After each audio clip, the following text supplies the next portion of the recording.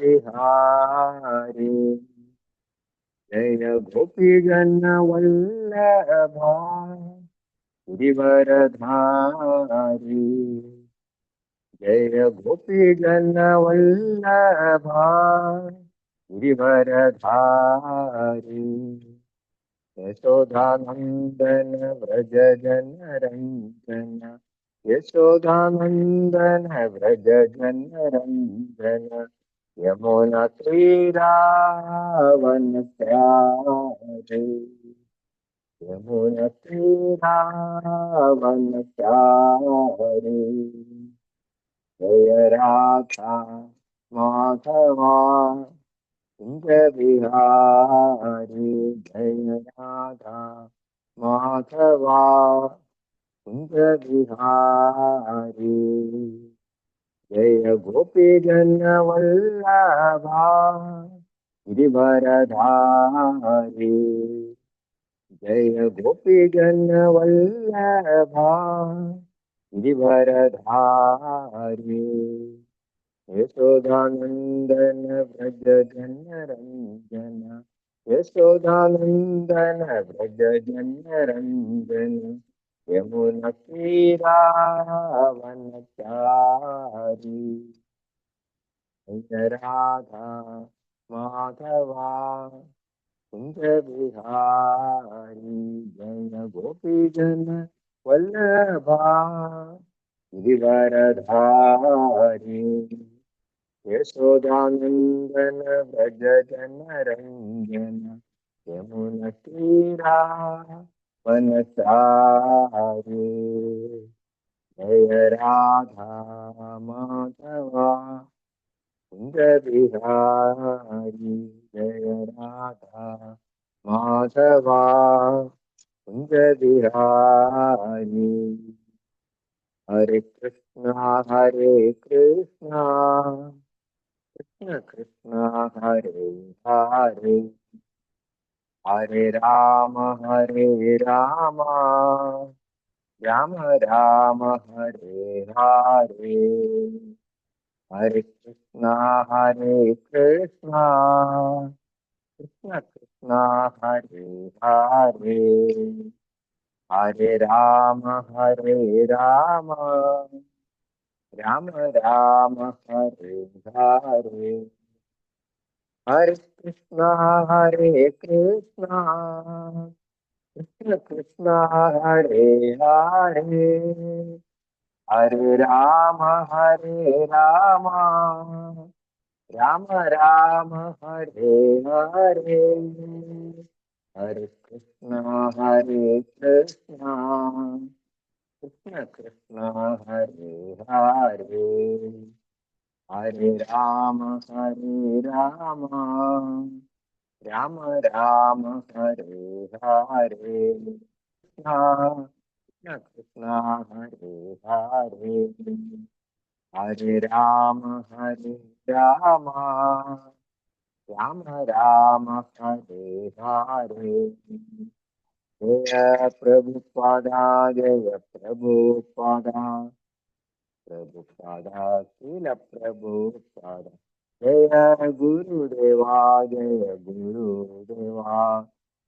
गुरुदेवा जय गुरुदेवा। ओम नमो भगवते वासुदेवाय ओम नमो भगवते वासुदेवाय ओम नमो भगवते वासुदेवाय। ओम अज्ञानतिमिरान्धस्य ज्ञानाञ्जनशलाकया चक्षुरुन्मीलितं येन तस्मै श्रीगुरवे नमः। श्रीचैतन्यमनोभीष्टं स्थापितं येन भूतले स्वयं रूपः कदा मह्यं ददाति स्वपदान्तिकं। वन्देऽहं श्रीगुरो श्रीयुतपदकमलं श्रीगुरून् वैष्णवांश्च श्रीरूपं सागरजातं सहगणरघुनाथान्वितं तं सजीवं साद्वैतं सावधूतं परिजनसहितं कृष्णचैतन्यदेवं श्रीराधाकृष्णपादान् सहगणललिता श्रीविशाखान्वितांश्च। हे कृष्णकरुणा सिन्धो दीनबन्धो जगत्पते गोपेश गोपिकान्त राधाकान्त नमोऽस्तुते। रक्षकाञ्चन गौराङ्गी राधे वृन्दावनेश्वरी വൃഷഭാനുസുതേ ദേവി പ്രണമാമി ഹരിപ്രിയേ.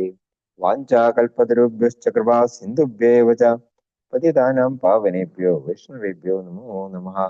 ശ്രീകൃഷ്ണ ചൈതന്യ പ്രഭു നിത്യാനന്ദ ശ്രീ അദ്വൈത ഗദാധര ശ്രീവാസാദി ഗൗരഭക്തവൃന്ദ. ഹരേ കൃഷ്ണ കൃഷ്ണ കൃഷ്ണ ഹരേ ഹരേ, ഹരേ രാമ രാമ രാമ ഹരേ ഹരേ. മൂകം കരോതി വാചാലം പങ്കും ലങ്കായതേ ഗിരിം യത്കൃപാതമഹം വന്ദേ ശ്രീഗുരും ദീനതാരിണം പരമാനന്ദമാധവം ശ്രീ ചൈതന്യ ഈശ്വരം. ഹരി ഓം തസത്. ഹരേ കൃഷ്ണ. ശ്രീമദ് ഭഗവത്ഗീത യഥാരൂപത്തിന്റെ പഠനവേദിയിലേക്ക് എല്ലാ ഭക്തജനങ്ങൾക്കും ഹാർദവമായ സ്വാഗതം. പ്രകൃതി പുരുഷൻ ക്ഷേത്രജ്ഞൻ എന്ന 13-ാം അധ്യായമാണ് നമ്മൾ ചർച്ച ചെയ്തു വരുന്നത്. അപ്പോ എന്താണ് ഭൗതിക പ്രകൃതി, എന്താണ് ഈ ക്ഷേത്രം, ക്ഷേത്രത്തെ അറിയുന്നവർ ആരാണ്, എന്താണ് ജ്ഞാനം, ഇതിനെക്കുറിച്ചെല്ലാം അർജുനന്റെ ചോദ്യങ്ങൾക്ക് ഭഗവാൻ പറയുന്ന മറുപടിയാണ് നമ്മൾ കഴിഞ്ഞ ആഴ്ച വായിച്ചു തുടങ്ങിയത്. അപ്പോ ഇന്ന് നമ്മൾ വായിക്കാൻ പോകുന്ന ശ്ലോകങ്ങളില് ക്ഷേത്രം, അതായത് ശരീരത്തിനെ കുറിച്ചും ക്ഷേത്രജ്ഞൻ, ഈ ശരീരത്തിനെ ആരൊക്കെയാണ് അറിയുന്നത്, അവരെ കുറിച്ചിട്ടുമാണ് ഭഗവാൻ പറയുന്നത്. ശ്ലോകം 4. ക്ഷേത്രം യാദൃച്ഛ യദ്വികാരി യതശ്ചയത് സചയോ യത് പ്രഭാവശ്ച തത് സമാസേന മേ ശൃണു. തത് ക്ഷേത്രം യാദൃച്ഛ യദ്വികാരി യതശ്ചയത് സചയോ യത് പ്രഭാവശ്ച തത് സമാസേന മേ ശൃണു. തത് ക്ഷേത്രം യാദൃച്ഛ യദ്വികാരി യതശ്ചയത് സചയോ യത് പ്രഭാവശ്ച തത് സമാസേന മേ ശൃണു. ഹരേ കൃഷ്ണ. ഓം നമോ ഭഗവതേ വാസുദേവായ. തക്ഷേത്രം യച്ഛയാദർച്ഛ യദ്വികാരി യദച്ഛയത് സചയോ യത് പ്രഭാവച്ഛ തത്സമാസേന മേ ശൃണു. ഹരേ കൃഷ്ണ പ്രഭു. ഹരേ കൃഷ്ണ. ഓം നമോ ഭഗവതേ വാസുദേവായ. തത്ക്ഷേത്രം യച്ഛയാദൃച്ഛ യദ്വികാരി യദച്ഛയത് സചയോ യത് പ്രഭാവശ്ച തത്സമാസേന മേ ശൃണു. ഹരേ കൃഷ്ണ.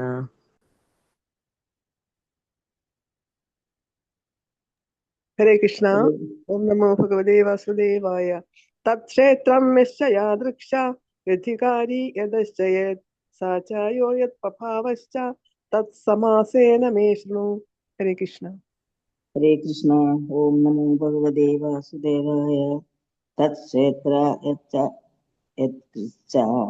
യദ്വികാരി യദച്ഛയത് സചയോ യത് പ്രഭാവശ്ച തത്സമാസേന മേ ശൃണു. ഹരേ കൃഷ്ണ പ്രഭു. ഹരേ കൃഷ്ണ. വൈക്കും മാതാജി. ഓം നമോ ഭഗവതേ വാസുദേവായ. ഓം ഗുരുഭ്യോ നമഃ.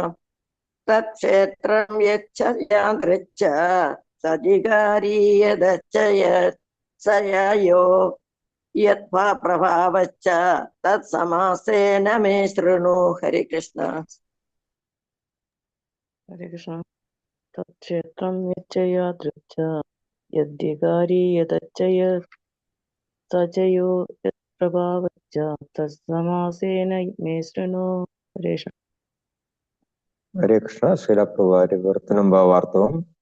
ക്ഷേത്രം, ഈ കർമ്മക്ഷേത്രം, യച്ഛ എന്താണെന്നും, യാദൃച്ഛ അതിന്റെ ഘടന ഏത് വിധത്തിലാണെന്നും, യത് വികാരി അതിന് നേരിടുന്ന മാറ്റങ്ങൾ, യതഹ ചയത് അതിന്റെ ഉദ്ഭവകാലം, സഹച്ച കർമ്മക്ഷേത്രങ്ങളുടെ ജ്ഞാതാവ്, യത് പ്രഭാവഹ ച ജ്ഞാതാവിന്റെ സ്വാധീനത, തത് ഇവയെക്കുറിച്ചെല്ലാം മേ എന്നിൽ നിന്ന് സമാസേന സംക്ഷിപ്തമായി ശൃണു ശ്രവിച്ചാലും.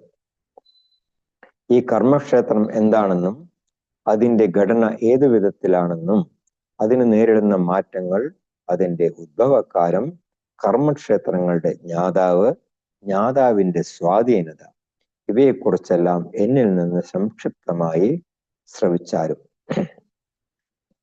അപ്പോ എന്താണ് കർമ്മക്ഷേത്രം, അതിൻ്റെ ഘടന എങ്ങനെയാണ്, അപ്പോൾ ഏതെല്ലാം പദാർത്ഥങ്ങളെ കൊണ്ടാണ് ഈ കർമ്മക്ഷേത്രം നിർമ്മിക്കപ്പെട്ടിരിക്കുന്നത്, ആരുടെ വരുതിയിലാണ് ഇതിന്റെ പ്രവർത്തനം നടക്കുന്നത്, ഈ കർമ്മക്ഷേത്രത്തിന് എപ്രകാരമാണ് മാറ്റങ്ങൾ നേരിടുന്നത്, പിന്നെ ആ മാറ്റങ്ങളുടെ ഉത്പത്തി എവിടെ നിന്നാണ്, അതിനുള്ള കാരണങ്ങൾ എന്തൊക്കെയാണ്,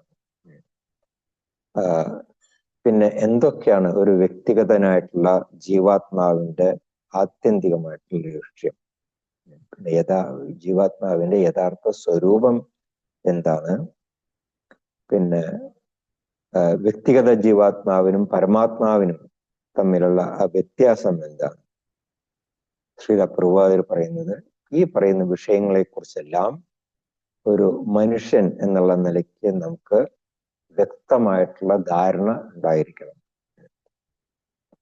അപ്പോ ഭഗവാൻ ഈ ശ്ലോകത്തിൽ പറയുന്നുണ്ട്, നമ്മളുടെ ഈ ഭൗതിക ശരീരമാണ് കർമ്മക്ഷേത്രം എന്ന് പറയുന്നത്. അപ്പൊ നമ്മുടെ ഈ ഭൗതിക ശരീരത്തിനെ ആസ്പദമാക്കിയിട്ടാണ് നമ്മുടെ എല്ലാ പ്രവർത്തനങ്ങളും, അല്ലെ? നമ്മൾ രാവിലെ എണീക്കുന്നു, കുളിക്കുന്നു, ശരീരം വൃത്തിയാക്കുന്നു, പിന്നെ അതിനുശേഷം നമ്മൾ ഡ്രസ്സൊക്കെ ചെയ്യുന്നു നന്നായിട്ട്, പിന്നെ എന്തെങ്കിലും പാചകം ചെയ്യുന്നുണ്ട്. എന്തിനു വേണ്ടിയിട്ടാണ്? അത് നമുക്ക് ഭക്ഷിക്കാൻ വേണ്ടിയിട്ട്, നമ്മുടെ വിശപ്പ് മാറ്റാൻ വേണ്ടിയിട്ട്. അപ്പോൾ ഇതെല്ലാം തന്നെ നമ്മുടെ ശരീരത്തിനാണ് വിശപ്പ്, നമ്മുടെ ആത്മാവിന് യാതൊരു വിശപ്പും ഇല്ല. ആത്മാവിന്റെ വിശപ്പ് വേറെയാണ്. അപ്പോ ഇതെല്ലാം തന്നെ നമ്മളുടെ ഓരോ പ്രവർത്തനങ്ങളും തന്നെ ഈ നമ്മളുടെ ഈ കർമ്മക്ഷേത്രം, അതായത് നമ്മുടെ ഈ ശരീരത്തിന് വേണ്ടിയിട്ടാണ് നമ്മൾ ചെയ്യുന്നത്. നമ്മൾ കുട്ടികളായിരിക്കുമ്പോൾ നമ്മുടെ പ്രവർത്തനങ്ങൾ വ്യത്യസ്തമാണ്. നമ്മൾ കുറച്ചുകൂടെ വലുതായി യുവാക്കളായി കഴിയുമ്പോൾ നമ്മുടെ പ്രവർത്തനങ്ങൾക്ക് മാറ്റം വരും. പിന്നെ കുറച്ചുകൂടെ പ്രായമായി കഴിയുമ്പോൾ പിന്നെ വീണ്ടും പ്രവർത്തനങ്ങൾക്ക് മാറ്റം വരും. നമ്മൾ കൊച്ചു കുട്ടിയായിരിക്കുമ്പോൾ ചെയ്യുന്ന പ്രവർത്തനങ്ങളല്ലാതെ നമ്മൾ വലുതാവുമ്പോൾ ചെയ്യുന്നത്. പിന്നെ വയസ്സായിക്കുമ്പോൾ അതിനും വ്യത്യാസം വരും. അപ്പൊ അങ്ങനെ നമ്മളുടെ ഓരോ സ്റ്റേജിലും, ജീവിതത്തിന്റെ ഓരോ സ്റ്റേജിലും നമ്മൾ ചെയ്യുന്ന പ്രവർത്തനങ്ങൾ വ്യത്യസ്തമാണ്. ഇത് മനുഷ്യരിൽ മാത്രമല്ല, 84 ലക്ഷം തരത്തിലുള്ള ജീവജാലങ്ങളുണ്ട്. ശ്രീലാപ്രഭുപാദർ ഭാവാർത്ഥത്തിൽ പറയുന്നത് ജലജ നവലക്ഷാണി, സ്ഥാവര ലക്ഷവിംശതി, പിന്നെ ക്രമയോ രുദ്രസങ്കല്പ, പക്ഷീണാം ദശലക്ഷണം, 30 ലക്ഷാണി പശവ, 4 ലക്ഷാണി മാനവ. വെള്ളത്തിൽ ജീവിക്കുന്നത് ജലജ നവലക്ഷാണി, 9 ലക്ഷം തരത്തിലുള്ള ജീവജാലങ്ങളുണ്ട് വെള്ളത്തിൽ ജീവിക്കുന്നത്. പിന്നെ വെള്ളം വറ്റി കഴിയുമ്പോൾ ഭൂമി കാണാൻ തുടങ്ങും. അപ്പോൾ അതിലെ ചെടികളെല്ലാം മുളച്ചു വരാൻ തുടങ്ങും. അപ്പൊ അങ്ങനെ പലതരത്തിലുള്ള വൃക്ഷങ്ങൾ ഉണ്ടാവും. അതിനൊന്നും തന്നെ വൃക്ഷങ്ങൾക്ക് ഒരിക്കലും മൂവ് ചെയ്യാൻ സാധിക്കില്ല. അത് നിന്ന സ്ഥലത്ത് തന്നെ നിൽക്കുകയാണ് ചെയ്യുന്നത്. നമുക്കറിയാം ദശമസ്കന്ധത്തിൽ നളകുബേരന്റെയും മണിഗ്രവന്റെയും ചരിത്രം. അവർക്ക് അനങ്ങാൻ പറ്റാതെ അവര് 10,000-കണക്കിന് വർഷങ്ങള് ആ ഗോകുലത്തിന്റെ മുറ്റത്ത് നിൽക്കേണ്ടി വന്ന് ഭഗവാൻ അവതരിക്കുന്നത് വരെ. അപ്പൊ അങ്ങനെയുള്ള ഒരുപാട് സസ്യങ്ങളുണ്ട്. ഇവയെല്ലാം തന്നെ കൂടെ ചേർന്നിട്ട് ഏകദേശം 20 ലക്ഷം വരും എന്നാണ് ഭഗവാൻ പറയുന്നത്. പിന്നെ കൃമയോ രുദ്രസങ്കല്പ, കൃമികീടങ്ങൾ, അവർ 11 ലക്ഷം തരത്തിലുള്ള ഇവരുണ്ട്. പിന്നെ പക്ഷികൾ 10 ലക്ഷം തരത്തിലുള്ള പക്ഷികളുണ്ട്. പിന്നെ മൃഗങ്ങളാണെന്നുണ്ടെങ്കിലോ 30 ലക്ഷാണി, 30 ലക്ഷം തരത്തിലുള്ള പശുക്കളുണ്ട്. ഇതെല്ലാം കൂടെ ചേർന്നിട്ട് 80 ലക്ഷമായി. പിന്നെ 4 ലക്ഷാണി മാനവ, മനുഷ്യർ വരും 4 ലക്ഷം തരത്തിലുള്ള മനുഷ്യരേ ഉള്ളൂ. നമ്മൾ ഇതിനു മുമ്പ് നേരത്തെ പഠിച്ചിരുന്നു. ഈ ഒരു ചെറിയ സമൂഹം, അതായത് ഈ 4 ലക്ഷം തരത്തിലുള്ള മനുഷ്യരാണ് ബാക്കി 80 ലക്ഷം തരത്തിലുള്ള ജീവജാലങ്ങളെ ഈ അടക്കി ഭരിക്കുന്നത്. അപ്പോ എല്ലാ ജീവജാലങ്ങളും തന്നെ അവരുടെ നിലനിൽപ്പിന് വേണ്ടിയിട്ട് കഴിയുന്നത്ര പരിശ്രമിക്കുന്നുണ്ട്. ചലങ്ങളും അചലങ്ങളും ആയിട്ടുള്ള എല്ലാം തന്നെ ഈ അവരുടെ നിലനിൽപ്പിന് വേണ്ടിയിട്ട് അവർ പ്രവർത്തിക്കുന്നുണ്ട്. വലിയ മത്സ്യം ചെറിയ മത്സ്യത്തിനെ ഭക്ഷിക്കുന്നുണ്ട്. തിമിംഗലമാണെന്നുണ്ടെങ്കിൽ വലിയ മത്സ്യത്തിനെ ഭക്ഷിക്കുന്നുണ്ട്. ഭാഗവതത്തിൽ പറയുന്നുണ്ട് അഹസ്ഥാനി സഹസ്ഥാന, കൈയുള്ളവര് കൈയില്ലാത്തവരെ അവര് ഭരിക്കുന്നുണ്ട്. പിന്നെ അപതാനി ചതുഷ്പദം, കാലില്ലാത്തവരെ 4 കാലുള്ളവരെ ഭരിക്കുന്നുണ്ട്. പിന്നെ ഫൽഗുനി തത്ര മഹത, അപ്പൊ അപലര് ബലമുള്ളവർക്ക് ഇരയാണ് എന്ന് പറയുന്നുണ്ട്. ജീവോ ജീവസ്യ ജീവനം, ഒരു ജീവൻ മറ്റൊരു ജീവന് ഭക്ഷണമാണ്. നമ്മൾ മലയാളത്തിൽ പറയുക കയ്യൂക്കുള്ളവൻ കാര്യക്കാരന്. അപ്പൊ അതുപോലെ തന്നെ അപ്പൊ ഈ നിലനിൽപ്പിന് വേണ്ടിയിട്ടുള്ള ഈ പോരാട്ടം ഇത് എല്ലാ ജീവജാലങ്ങളുടെ സമൂഹത്തിലും നമുക്ക് കാണാനായിട്ട് സാധിക്കും. അഹസ്ഥാനി എന്ന് പറഞ്ഞിട്ടുണ്ടെങ്കിൽ അവർക്ക് കൈയില്ല. ഈ ചെടികള് അവര് വേരിൽ കൂടിയിട്ടാണ് ഭക്ഷണം കഴിക്കുന്നത്. അപ്പൊ അതുകൊണ്ടാണ് ഇവിടെ ഭഗവാൻ പറയുന്നത് നമ്മൾ ആ ശരീരത്തിനെ കുറിച്ചിട്ട്, ഏത് ജീവജാലങ്ങളുടെ ആയാലും ശരീരത്തിനെ കുറിച്ചിട്ട് നമുക്ക് വ്യക്തമായിട്ടുള്ള അറിവുണ്ടാവണം. പിന്നെ വിവിധ തരത്തിലുള്ള ശരീരങ്ങൾ അത് ഏതൊക്കെയാണ്, പിന്നെ അത് എങ്ങനെയാണ് ഉണ്ടായത്, ഇതെല്ലാം തന്നെ ഞാനിവിടെ സംക്ഷിപ്തമായിട്ട് സമാസേന ഞാൻ സംക്ഷിപ്തമായിട്ട് വിവരിച്ചു തരാം എന്ന് ഭഗവാൻ പറയുന്നുണ്ട്. വാസ്തവത്തിൽ നമ്മളെല്ലാവരും തന്നെ ഭഗവാന്റെ അംശങ്ങളാണ്. മമൈവാംശോ ജീവലോകെ. പക്ഷെ നമ്മുടെ ആഗ്രഹങ്ങൾക്കനുസരിച്ചിട്ട് നമുക്ക് ഈ 84 ലക്ഷം തരത്തിലുള്ള ജീവജാലങ്ങളിലുള്ളതിൽ ഏതെങ്കിലും ഒരു ജീവജാലത്തിന്റെ ശരീരം നമുക്ക് സ്വീകരിക്കേണ്ടി വരും. അപ്പോ ഇവർക്കെല്ലാം വേണ്ട ഈ ബീജം പ്രദാനം ചെയ്യുന്നത് ഭഗവാൻ തന്നെയാണ്. അഹം ബീജ പ്രദാപിത എന്ന് നമ്മൾ നേരത്തെ പഠിച്ചിട്ടുണ്ടായിരുന്നു. അപ്പൊ അതുകൊണ്ടാണ് ഈ കൃഷ്ണാബോധത്തിൽ പുരോഗതി പ്രാപിച്ചവർ ഒരു ആനയെയും അതുപോലെ തന്നെ ഒരു കിടാണുവിനെയും വേർതിരിച്ച് കാണാത്തത്. നമ്മൾ 4-ാം അധ്യായത്തിൽ പഠിച്ചിട്ടുണ്ട്. വിദ്യാവിനയ സമ്പന്നെ ബ്രാഹ്മണേക ഗൃഹസ്ഥിനെ ശുനിച്ചൈവ സ്വഭാഗ്യച്ച പണ്ഡിതാഹ സമദർശിന. അവരെല്ലാം തന്നെ സമദർശികളായിരിക്കും പണ്ഡിതര്.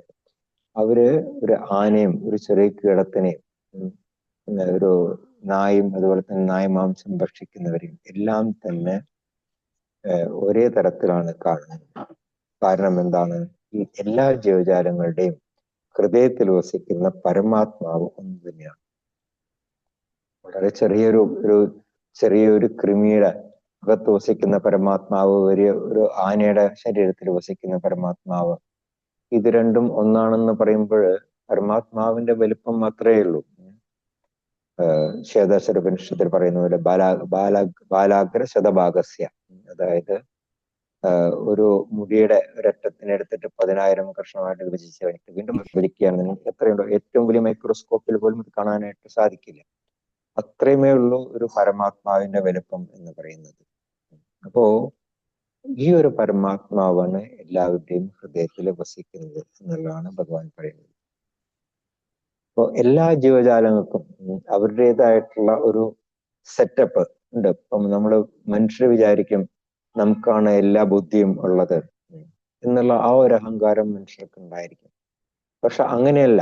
മറ്റുള്ള ജീവജാലങ്ങളും നമ്മളുടെ അവരുടെ ആ ജീവിത ശൈലികൾ നമ്മൾ പരിശോധിച്ചു കഴിഞ്ഞിട്ട് നമുക്ക് മനസ്സിലാക്കാനായിട്ട് സാധിക്കും. അവർക്കുണ്ട് അവരുടേതായിട്ടുള്ള ഒരു സെറ്റപ്പ്. ഇപ്പൊ ഉറുമ്പുകൾ പോകുന്നത് കണ്ടിട്ടില്ലേ? ഉറുമ്പുകൾ എപ്പോഴെങ്കിലും ഒറ്റയ്ക്ക് പോകുന്നതാണ്. അവർ കൂട്ടമായിട്ടേ പോകുന്നുള്ളൂ. ഒരു പഞ്ചസാരയുടെ ഒരു തരി ഉണ്ടെന്നുണ്ടെങ്കിൽ ഒരുപാട് ഉറുമ്പുകൾ ചേർന്നിട്ട് അതിനെ തള്ളി കൊണ്ടുപോകുന്നത് കാണാം. പക്ഷെ എന്നിരുന്നാലും അവർക്ക് ആ പഞ്ചസാര മണിയോട് അറ്റാച്ച്മെന്റ് ഇല്ല. നമ്മൾ മനുഷ്യർക്ക് അങ്ങനെയല്ല. നമുക്ക് എന്തെങ്കിലും കിട്ടിക്കഴിഞ്ഞാൽ നമുക്കത് കൈവിടാനായിട്ട് വളരെ പ്രയാസമാണ്. പക്ഷെ ഉറുമ്പുകൾ ഇപ്പൊ ഒരു വലിയൊരു സാധനം പോലും ഇങ്ങനെ അവർ തള്ളി കൊണ്ടുപോയിട്ട് ചിലപ്പോ അത് ഏതെങ്കിലും ഒരു കുഴിയിൽ വീണിട്ടുണ്ടെങ്കിൽ അത് അവരവിടെ ഉപേക്ഷിച്ചിട്ട് പോകും. അതിനോട് യാതൊരു അറ്റാച്ച്മെന്റും ഇല്ല. അതുപോലെ തന്നെ ഈ ഉറുമ്പുകൾ വസിക്കുന്ന മാളത്തിന്റെ ദ്വാരം വരെ പലപ്പോഴും അവർക്ക് എത്തിക്കാനായിട്ട് സാധിക്കില്ല, അകത്തേക്ക് കൊണ്ടുപോകാനായിട്ട് സാധിക്കില്ല. അത് അവരവിടെ ഉപേക്ഷിച്ചിട്ട് പോകും. പക്ഷെ എന്നിരുന്നാലും അവരുടെ ആ ഒരു ഒത്തൊരുമ, അവരുടെ കമ്മ്യൂണിക്കേഷൻ സിസ്റ്റം. ഇപ്പൊ എവിടെയെങ്കിലും ഒരു ചെറിയൊരു മധുരത്തിന്റെ ഒരു തരി കണ്ടിട്ടുണ്ടെങ്കിൽ ഉടനെ തന്നെ എവിടെ നിന്നൊക്കെയോ ഇങ്ങനെ ഉറുമ്പുകൾ എത്തി. എന്തായിരിക്കും അവരുടെ കമ്മ്യൂണിക്കേഷൻ സിസ്റ്റം? ഇതൊന്നും തന്നെ നമുക്ക് ചിന്തിക്കാൻ കഴിയുന്നതിനും അപ്പുറമാണ്. അതുപോലെ തന്നെ ആനകള്, അവര് ഈ എപ്പോഴും കൂട്ടമായിട്ടേ നടക്കുള്ളൂ. അവര് നടക്കുമ്പോൾ അവര് മുന്നിൽ അപകടം മണത്തറിയാൻ കഴിയുന്നവരാണ്. അവരെപ്പോഴും കാട്ടിക്കൂടെയൊക്കെ പോകുമ്പോൾ ഒരു തുമ്പിക്കൈയിലൊരു വടി പിടിച്ചുകൊണ്ട് അതൊന്ന് കുത്തി കുത്തി നോക്കിയിട്ടാണ് ഈ ആനകൾ സഞ്ചരിക്കുന്നത്. കാരണം അവർക്കറിയാം മനുഷ്യർ എന്തെങ്കിലും തരത്തിലുള്ള ഈ ഇതൊക്കെ ഒരുക്കി വെച്ചിട്ടുണ്ടാകും, കെണികള്. അപ്പൊ അതിൽ പെടാതിരിക്കാൻ വേണ്ടിയിട്ട് അവർ വളരെ ശ്രദ്ധാപൂർവമാണ് സഞ്ചരിക്കുന്നത്. അതിന്റെ ബുദ്ധി അവർക്കുണ്ട്. പക്ഷെ എപ്പോഴാണ് ആനകൾ അപകടത്തിൽപ്പെടുന്നത്? മുന്നിൽ പിടിയാനയെ കണ്ടു കഴിഞ്ഞിട്ടുണ്ടെങ്കിൽ ഈ പറഞ്ഞ തത്വങ്ങളെല്ലാം മറന്നു പോയിട്ട് പിടിയാനയുടെ പിറകെ പോകുമ്പോഴാണ് ഈ ആനകള് അപകടത്തിൽപ്പെടുന്നത്. പിന്നെ പക്ഷികള്, പക്ഷികൾക്ക് പ്രഭുവാര് ഒരു ലെക്ചറിൽ പറയുന്നുണ്ട്, പക്ഷികൾക്ക് മുട്ടയിന്ന് വിരിഞ്ഞ ഉടനെ തന്നെ ആകാശത്തേക്ക് പറന്നു വീരാനായിട്ടുള്ള ആ ഒരു കഴിവുണ്ട്. അതേസമയം നമുക്ക് പറക്കാനായിട്ട് സാധിക്കില്ല.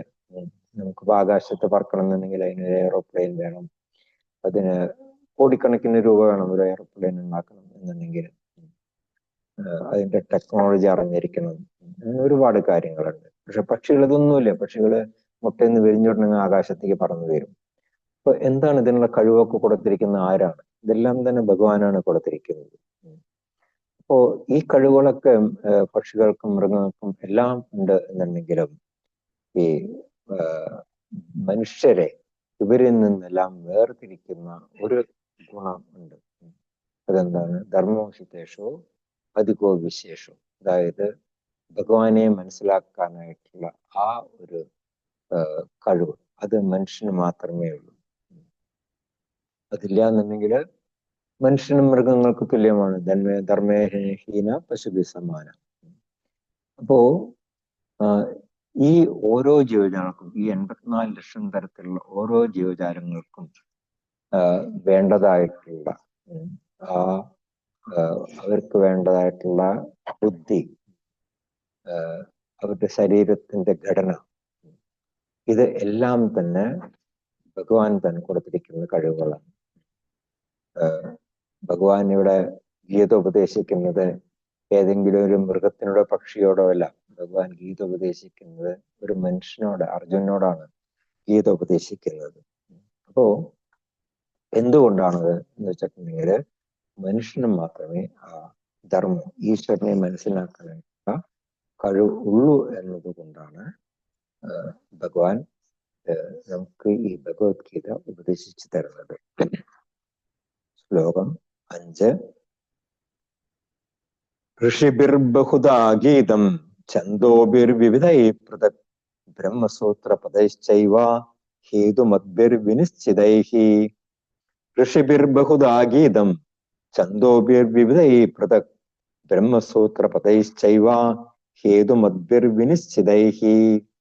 ഋഷിഭിർബഹുധാ ഗീതം ഛന്ദോഭിർവിവിധൈ പൃഥക് ബ്രഹ്മസൂത്ര പദൈശ്ചൈവ ഹേതുമദ്ഭിർവിനിശ്ചിതൈഃ. ഓം നമോ ഭഗവതേ വാസുദേവായ.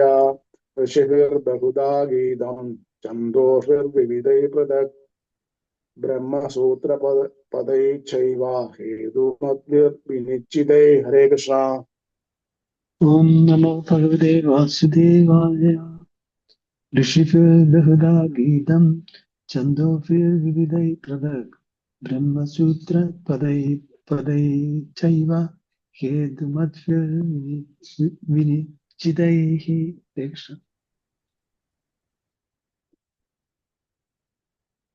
ഹരേ കൃഷ്ണ. ഋഷിഭിർബഹുധാ ഗീതം ഛന്ദോഭിർവിവിധൈ പൃഥക് ബ്രഹ്മസൂത്ര പദൈശ്ചൈവ ഹേതുമദ്ഭിർവിനിശ്ചിതൈഃ. ഹരേ കൃഷ്ണ. ഹരേ കൃഷ്ണ. ഓം നമോ ഭഗവതേ വാസുദേവ. ഋഷിഭിർബഹുധാ ഗീതം ഛന്ദോഭിർവിവിധൈ പൃഥക് ബ്രഹ്മസൂത്ര പദൈശ്ചൈവ ഹേതുമദ്ഭിർവിനിശ്ചിതൈഃ. ഹരേ കൃഷ്ണ. ഹരേ കൃഷ്ണ. ശ്രീലപ്രഭുവാര് ഭാവാക്കും വിവിധൈഹി. വിവിധങ്ങളായ ഛന്ദോഭിഹി വേദമന്ത്രങ്ങൾ കൊണ്ടും തഥാ അപ്രകാരം വിനിശ്ചിതൈഹി സുനിശ്ചിതങ്ങളായ ഹേതുമദ്ഭിഹി യുക്തിയുക്തങ്ങളുമായ ബ്രഹ്മസൂത്ര പദൈഹി ച ഏവ ബ്രഹ്മസൂത്ര പദങ്ങളെ കൊണ്ടും ബഹുധാ പലതരത്തിൽ പൃഥക് പ്രവർത്തന മേഖലയെയും അതിൻ്റെ ജ്ഞാതാവിനെയും കുറിച്ചുള്ള ജ്ഞാനം ഋഷിഭിഹി ഋഷീശ്വരന്മാർ ഗീതം വിവരിച്ചിട്ടുണ്ട്. വിവിധങ്ങളായ വേദമന്ത്രങ്ങൾ കൊണ്ടും അപ്രകാരം സുനിശ്ചിതങ്ങളും യുക്തിയുക്തങ്ങളുമായ ബ്രഹ്മസൂത്ര പദങ്ങളെ കൊണ്ടും പലതരത്തിൽ പ്രവർത്തന മേഖലയെയും അതിൻ്റെ ജ്ഞാതാവിനെയും കുറിച്ചുള്ള ജ്ഞാനം ഋഷീശ്വരന്മാർ വിവരിച്ചിട്ടുണ്ട്. ശ്രീലാപ്രഭു ഭാവാർത്ഥനം തുടങ്ങുന്നത് തന്നെ ഈ ഒരു അറിവ്, ജ്ഞാനം, അത് ഉപദേശിക്കാനായിട്ടുള്ള സമുന്നതമായിട്ടുള്ള ആധികാരികത അത് പരമദിവ്യോത്തമപുരുഷനായിട്ടുള്ള ഭഗവാൻ കൃഷ്ണ തന്നെയാണ് ഉള്ളത്. എന്തുകൊണ്ടാണത്? വേദാന്തകൃത്, വേദങ്ങളെ രചിച്ചതും വേദങ്ങളെ അറിയുന്നതും എല്ലാം തന്നെ ഭഗവാനാണ്. എന്നിരുന്നാലും ഭഗവാൻ അർജുനന് ഈ അറിവ് ഉപദേശിക്കുന്നതിന് വളരെ മുമ്പ് തന്നെ ഋഷീശ്വരന്മാര് ആത്മാവിനെ കുറിച്ചിട്ടും പരമാത്മാവിനെ കുറിച്ചിട്ടും അപഗ്രഥിച്ച് പഠിച്ചിട്ട് അത് വേദങ്ങളിലും വേദാന്ത സൂത്രങ്ങളിലും ബ്രഹ്മസൂത്രങ്ങളിലും ഉപനിഷത്തുക്കളിലും എല്ലാം തന്നെ അവര് പ്രതിപാദിച്ചിട്ടുണ്ട്. അപ്പൊ ഭഗവാൻ അത് ഒരു അടിവരയിടാൻ വേണ്ടിയിട്ടാണ്. അത് ഈ ഞാൻ പറഞ്ഞ കാര്യങ്ങൾ എനിക്ക് മുമ്പ് ഋഷീശ്വരന്മാരും ഇത് തന്നെ പറഞ്ഞിട്ടുണ്ട്.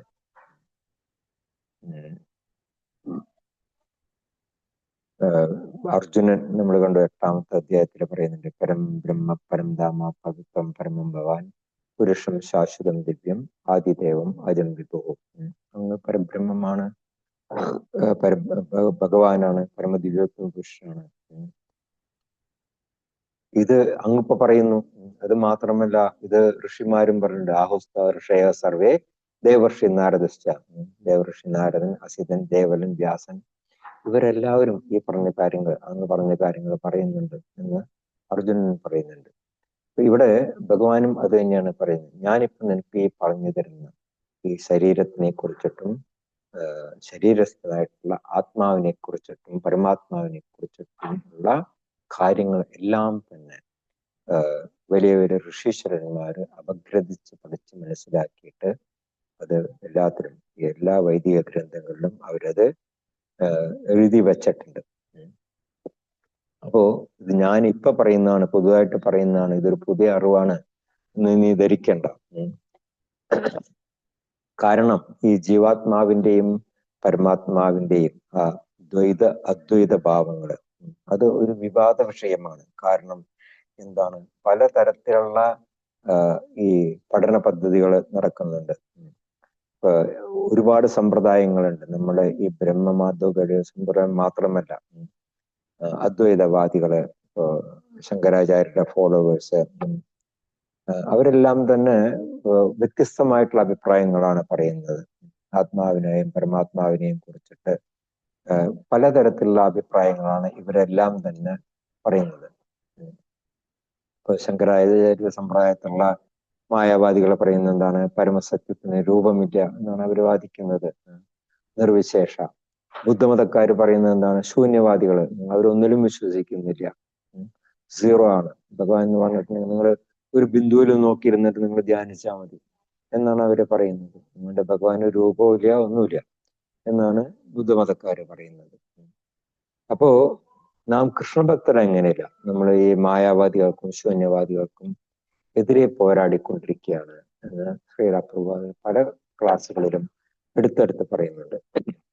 അപ്പോ ഭഗവാൻ ഈ തന്റെ വാദങ്ങൾ സ്ഥിരീകരിക്കാൻ വേണ്ടിയിട്ട് പ്രാമാണിക ഗ്രന്ഥമായിട്ടുള്ള വേദാന്ത സൂത്രത്തിനെ ആധാരമാക്കിക്കൊണ്ടാണ് ഇവിടെ അർജുനന് ഈ ക്ഷേത്രത്തിനെയും അതുപോലെ തന്നെ ക്ഷേത്രജ്ഞനെയും കുറിച്ചിട്ടുള്ള ആ അറിവ് പകർന്നു കൊടുക്കുന്നത്. വേദാന്ത സൂത്രങ്ങളുടെയൊക്കെ രചയിതാവാരാണ്? വ്യാസദേവൻ. അപ്പൊ വേദാന്ത സൂത്രത്തില് വ്യാസദേവൻ ആത്മാവിന്റെ അദ്വൈത ഭാവത്തിനെ കുറിച്ചിട്ട് വളരെ വ്യക്തമായിട്ടും അതുപോലെ തന്നെ പൂർണ്ണമായിട്ടും വിവരിച്ചിട്ടുണ്ട്.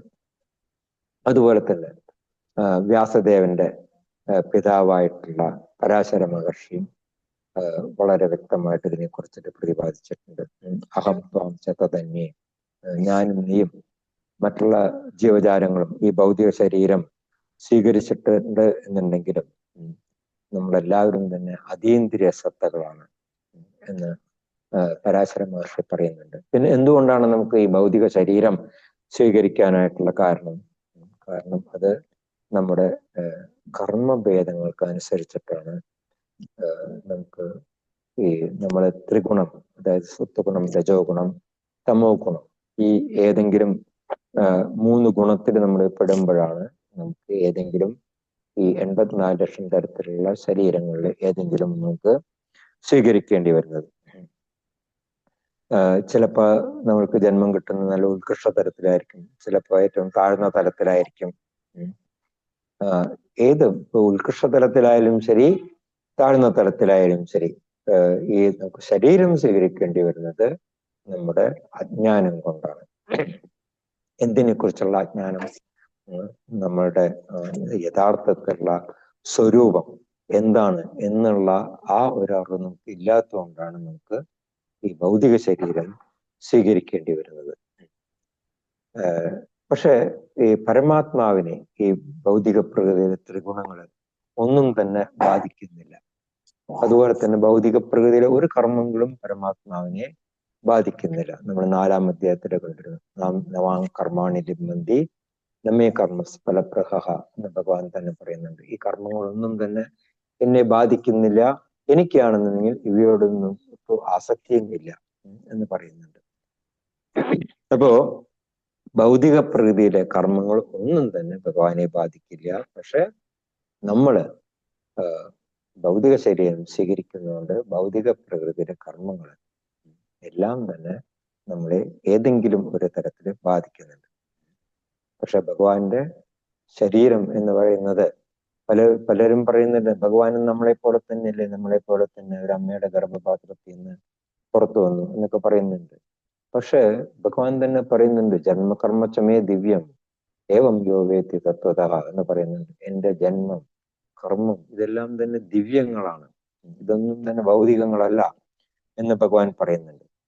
അപ്പോ ഭഗവാനെ മാത്രമല്ല, ഈ ഒരു അറിവ് സിദ്ധിച്ചവർക്കും ഈ ഭൗതിക പ്രകൃതിയിലെ കർമ്മങ്ങളിൽ നിന്ന് മുക്തി നേടാനായിട്ട് സാധിക്കും.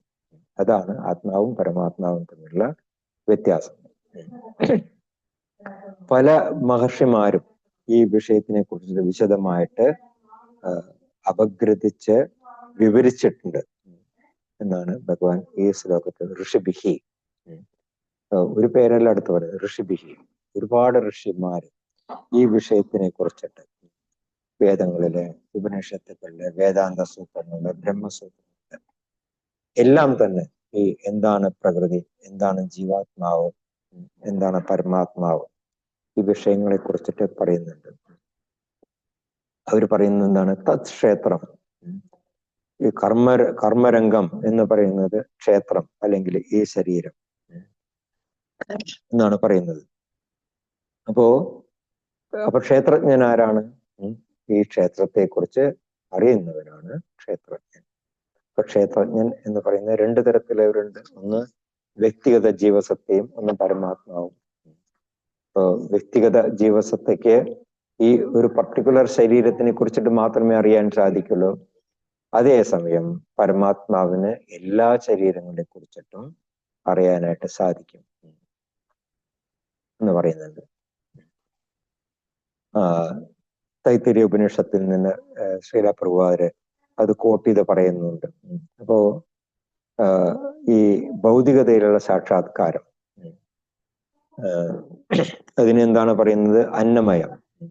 പിന്നെ നിരപേക്ഷതയിലുള്ള സാക്ഷാത്കാരം, അതിനെ പ്രാണമയം എന്ന് പറയുന്നുണ്ട്. അതായത് അന്നമയം എന്ന് പറഞ്ഞാൽ അന്നത്തെ ആശ്രയിച്ചിട്ട് നമ്മൾ ഭഗവാനെ മനസ്സിലാക്കുക. അതായത് നമുക്ക് ഭഗവാനാണ് ഈ അന്നദാതാവ് എന്ന് മനസ്സിലാക്കിയിട്ട് ഭഗവാനെ മനസ്സിലാക്കാൻ ശ്രമിക്കുന്നവരുണ്ട്. അവര് അന്നമയ ആയിട്ടുള്ള സാക്ഷാത്കാരത്തിൽ കൂടെയാണ് ഭഗവാനെ മനസ്സിലാക്കുന്നത്. പിന്നെ നിരപേക്ഷതയിലുള്ള സാക്ഷാത്കാരം, ഓരോ ജീവജാലത്തിലും ആ ഭഗവാന്റെ സാന്നിധ്യം ദർശിക്കുന്നവര്. അവര് പ്രാണമയത്തിലുള്ളവരാണ്. പിന്നെ അതിനും അപ്പുറം ഈ അന്നമയം പ്രാണമയത്തിനും അപ്പുറമായിട്ട് തന്റെ വികാരം, വിചാരം, ഇച്ഛ ഇതുവഴി ഭഗവാന്റെ സാക്ഷാത്കാരം നേടാൻ ശ്രമിക്കുന്നവര് അവര് ജ്ഞാനമയത്തിലുള്ളവരാണ്. പിന്നെ ബ്രഹ്മസാക്ഷാത്കാരം നേടിയവര്, മറ്റുള്ള മനസ്സും അതുപോലെ തന്നെ ജീവജാലങ്ങളും ജീവസത്തയിൽ നിന്ന് വേറെയാണ് എന്ന് മനസ്സിലാക്കുന്നവര്, ഞാൻ ഈ ശരീരമല്ല എന്ന് മനസ്സിലാക്കുന്നവര്, അവര് വിജ്ഞാനമയത്തിലുള്ളവരാണ്. പിന്നെ ഏറ്റവും ഉയർന്ന പടിയാണ് ആനന്ദമയം. അതാണ് പരമാത്മാ സാക്ഷാത്കാരം, പരമപുരുഷ സാക്ഷാത്കാരം. അതായത് ആരാണ് ഭഗവാൻ എന്ന് തിരിച്ചറിയുന്നവർ. ഇതെല്ലാം ഉപനിഷത്തുകളിൽ പറഞ്ഞിട്ടുള്ള കാര്യങ്ങളാണ്. ആനന്ദമയോ അഭ്യാസാത് എന്നും പറയുന്നുണ്ട് വേദങ്ങളിൽ. അപ്പോ ഭഗവാൻ സ്വതവേ ആനന്ദപൂർണനാണ്. ആ അതീന്ദ്രിയമായിട്ടുള്ള ആനന്ദം ആസ്വദിക്കാൻ വേണ്ടിയിട്ടാണ് ഭഗവാൻ ഈ വിജ്ഞാനമയനായിട്ടും പ്രാണമയനായിട്ടും അന്നമയനായിട്ടും വിവിധ തരത്തിലുള്ള രൂപവിസ്തരണങ്ങൾ കൈക്കൊള്ളുകയും ചെയ്യുന്നത്. അല്ലാതെ ഭഗവാന് നമ്മൾക്ക് കാണാൻ സാധിക്കുന്ന രീതിയിലുള്ള ഈ ഭൗതിക ശരീരം സ്വീകരിക്കേണ്ട യാതൊരു ആവശ്യവും ഇല്ല. ഭഗവാന്റെ ശരീരം ഭൗതികമല്ല, പക്ഷെ കാണുന്നവരും ഭഗവാന്റെ യഥാർത്ഥ വിശ്വാസം ഇല്ലാത്തവരും ധരിച്ചിരിക്കുന്നത് ഭഗവാന്റെ ശരീരവും ഭൗതിക ശരീരം ആണ് എന്നുള്ളതാണ്.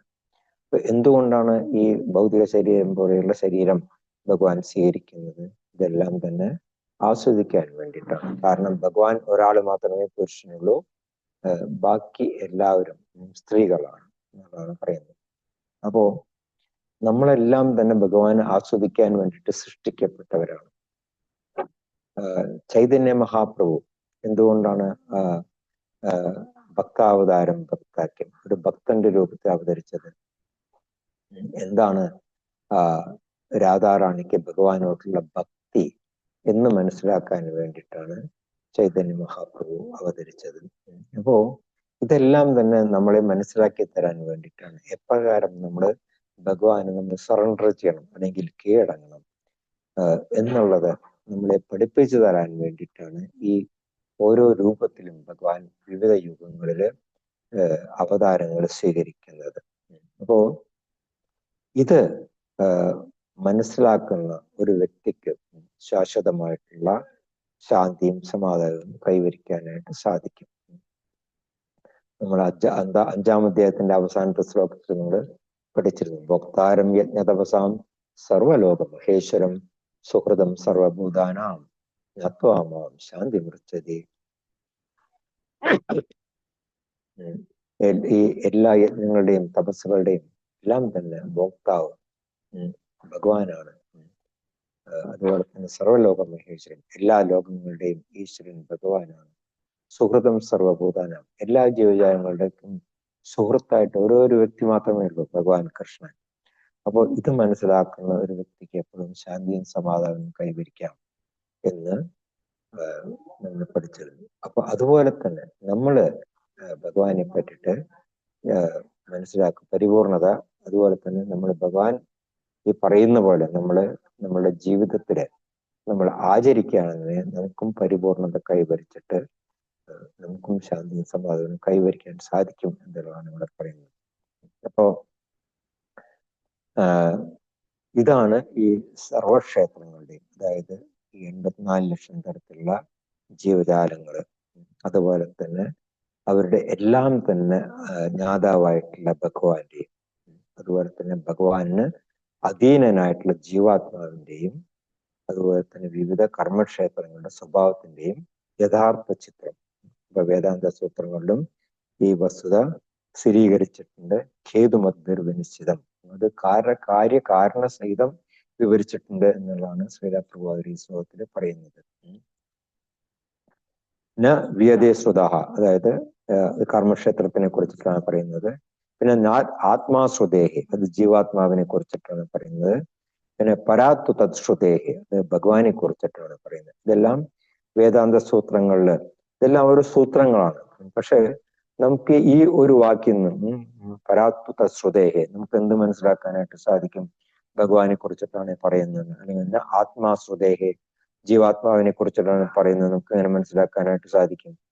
പക്ഷെ ഈ വാക്യങ്ങൾ നമുക്ക് മനസ്സിലാക്കാൻ പ്രയാസമായതുകൊണ്ടാണ് ശ്രീല പ്രഭുപാദർ വളരെ ലളിതമായിട്ടുള്ള ഭാഷയിൽ ഈ ശ്ലോകങ്ങൾക്കെല്ലാം തന്നെ ഭാവാർത്ഥം എഴുതിയിരിക്കുന്നത്. നമ്മൾ മനസ്സിലാക്കേണ്ട കാര്യം ഈ ഓരോ ജീവജാലങ്ങളുടെയും ആവിർഭാവം ഭഗവാനിൽ നിന്നാണ് എന്നുള്ളതാണ്. ഇത് മനസ്സിലാക്കി കഴിഞ്ഞിട്ടുണ്ടെങ്കിൽ നമുക്ക് ആ അതീന്ദ്രിയമായിട്ടുള്ള അവസ്ഥയെ പ്രാപിക്കാനായിട്ട് സാധിക്കും. ഹരേ കൃഷ്ണ ഹരേ കൃഷ്ണ കൃഷ്ണ കൃഷ്ണ ഹരേ ഹരേ ഹരേ രാമ രാമ രാമ ഹരേ ഹരേ. അടുത്ത 2 ശ്ലോകങ്ങളും കൂടി എടുക്കണമെന്നുണ്ടായിരുന്നു, പക്ഷെ അത് രണ്ടും ചേർന്നിട്ടുള്ള ശ്ലോകങ്ങളാണ്. അപ്പോൾ അതെടുത്താൽ നമുക്ക് അവസാനിപ്പിക്കാനായിട്ട് സാധിക്കില്ല. നമുക്ക് അടുത്ത ക്ലാസ്സിൽ നോക്കാം. ആർക്കെങ്കിലും എന്തെങ്കിലും ഈ ജീവാത്മാവിനെയും പരമാത്മാവിനെയും അതുപോലെ തന്നെ ജീവാത്മാവും പരമാത്മാവും കുടികൊള്ളുന്ന ഈ ഭൗതിക ശരീരത്തിനെ കുറിച്ചിട്ട് എന്തെങ്കിലും ചോദിക്കാനുണ്ടെങ്കിൽ ചോദിക്കാം.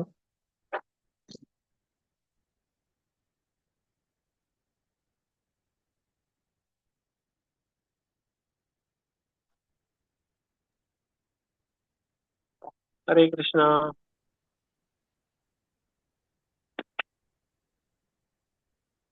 ഇതുമായിട്ട് ബന്ധപ്പെട്ട എന്തെങ്കിലും സംശയമുണ്ടോ? ഹരേ കൃഷ്ണ പ്രഭു. ഹരേ കൃഷ്ണ. ഹരേ കൃഷ്ണ. ഹരേ കൃഷ്ണ പ്രഭു. പ്രഭു ഭഗവാൻ ശ്രീബുദ്ധനും ഭഗവാന്റെ തന്നെ അവതാരമായിട്ടല്ലേ കണക്കാക്കുന്നത്? എന്താ അത്? കൃഷ്ണന്റെ ശ്രീബുദ്ധനും ഭഗവാന്റെ ശ്രീകൃഷ്ണന്റെ തന്നെ അവതാരം. പിന്നെ എന്തുകൊണ്ട് അവര് അതില് ബിന്ദുവിൽ മാത്രം കേന്ദ്രീകരിച്ചത് ഭഗവാന്റെ രൂപമില്ല എന്നുള്ള രീതിയിൽ? ഓക്കെ, ആ സമയത്ത് ഈ മൃഗഹത്യ അതിന്റെ ഉച്ചകോടിയിൽ എത്തി നിൽക്കുന്ന സമയമായിരുന്നു. അപ്പൊ അതിൽ നിന്ന് ഒറ്റയടിക്ക് ഈ എല്ലാവരെയും ഈ ഭക്തി മാർഗത്തിലേക്ക് കൊണ്ടുവരാനായിട്ട് സാധിക്കില്ല. അപ്പോ ഭഗവാൻ ബുദ്ധന്റെ രൂപത്തിൽ അവതരിച്ചിട്ട് അവരെ, ശരി, നിങ്ങൾ ഈശ്വരനിൽ വിശ്വസിക്കുന്നില്ലെങ്കിൽ വേണ്ട, നിങ്ങൾ അഹിംസാവാദം, നിങ്ങൾ മറ്റുള്ളവരെ ഹിംസിക്കാൻ പാടില്ല എന്നുള്ള ആ ഒരു തത്വം പ്രചരിപ്പിച്ചിട്ട് പതുക്കെ അങ്ങനെ അവരെ പടിപടിയായിട്ട് കൊണ്ടുവരാൻ വേണ്ടിയിട്ടാണ് അങ്ങനെ പറഞ്ഞത്. കാരണം എല്ലാവരും തന്നെ ഈ ആ ഈശ്വര വിശ്വാസത്തെ കൊണ്ടുവരാനായിട്ട് പെട്ടെന്ന് സാധിക്കാത്തതുകൊണ്ട് ഒരു സ്റ്റേജായിട്ട് കൊണ്ടുവരാൻ വേണ്ടിയിട്ടാണ് ശ്രീ ബുദ്ധൻ അവതരിച്ചിട്ട് അവരെ അങ്ങനെ മാറ്റിക്കൊണ്ടുവരുന്നത്. പിന്നെ അവരെ ഹിംസയെന്ന് അഹിംസയിലേക്ക് മാറ്റാൻ വേണ്ടിയിട്ട്. ഹരേ കൃഷ്ണ. Thank you. ഹരേ കൃഷ്ണ.